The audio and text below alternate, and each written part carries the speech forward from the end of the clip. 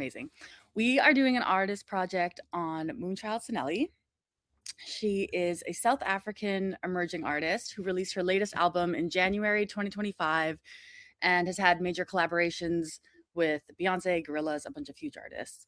We're trying to help her reach and translate better in other markets outside of South Africa, the UK, and EU.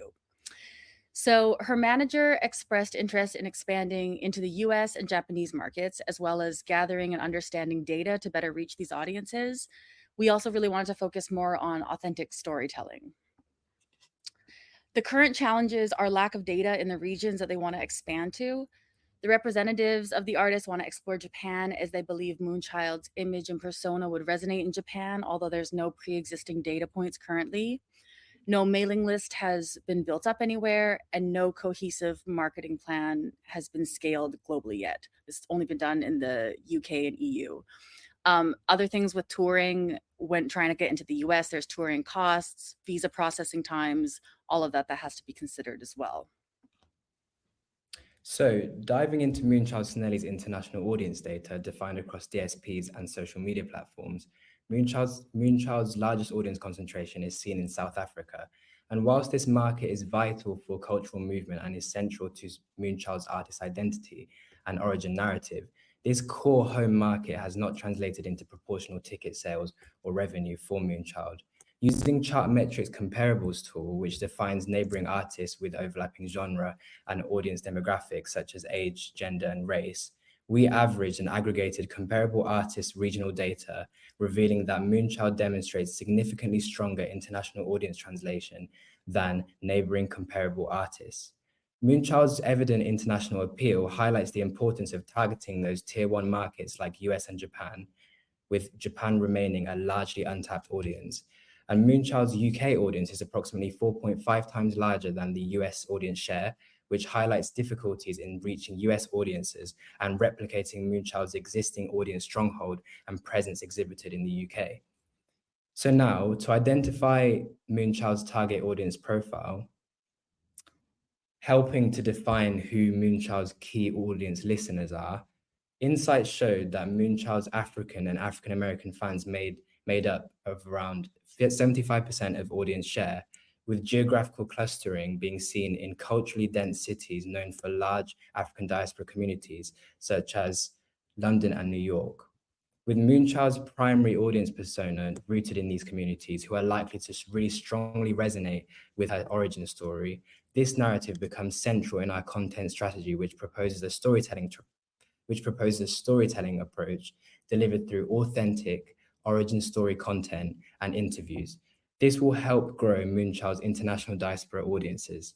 In addition to this, key subcultures in Moonchild's primary audience persona, like Afropunk and Afrofuturist subcultures, which are very fashion forward and with fans expressing themselves through colorful and experimental hair and makeup, we propose to target these subcultures through brand partnerships with culturally aligned fashion and makeup brands.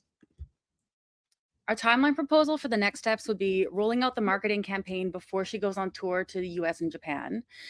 Before her album release and album tour in early 2027, we want to pick up as much information, gathering data from different audiences, and building her online audience.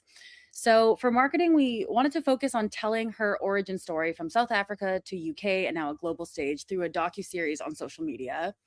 Moonchild's bold and visual identity has fashion affinity that aligns with Japanese native visual culture, and 42% of Gen Z watches anime regularly in the US. So we think an anime or cartoon approach would be a great idea to tell her story. We'd market the series in Japan and the USA, do support act tours and festivals throughout 2026 to establish the fan base, build up the mailing list, build up fans.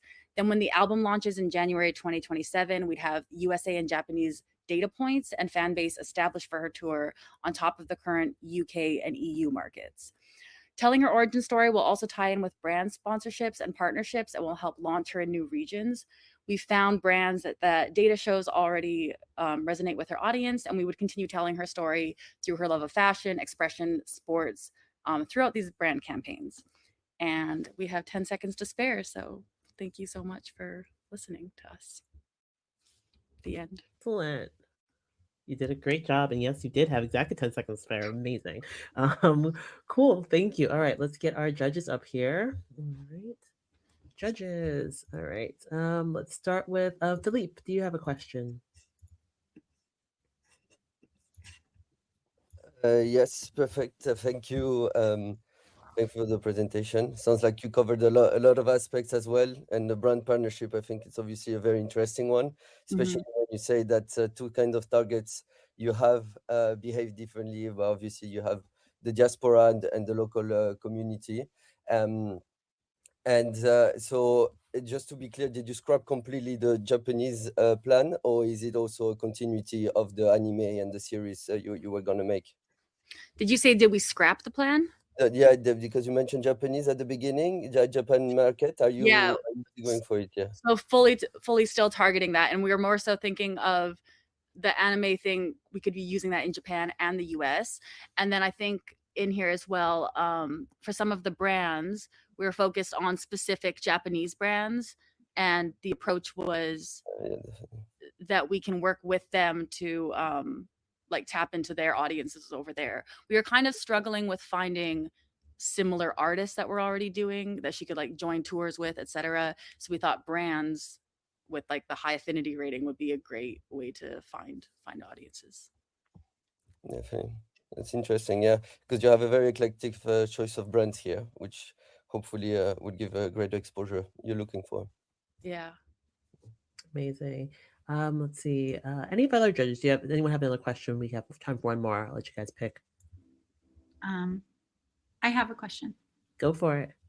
I just wanted to know, in terms of, it seems like there's multi-market plans here, quite like with, I'm wondering if the financing is hinging on the brand sponsorships, or how that's, because obviously you mentioned costs with visas, and obviously like global efforts, which requires multiple promotional teams across different regions. So I'm curious how that's We being didn't structured. actually get access to the artist's finances. She has a label behind her, but we were able to discuss with her manager. Japan was more financially feasible, whereas the US, to even tour there and get visas in the first place, would have to be like ensuring that there's more profits coming in. So I don't think for Japan the brands would be more to help connect with the right audience. I do think with the US maybe it would hinge on brand deals, but we can't really speak on that.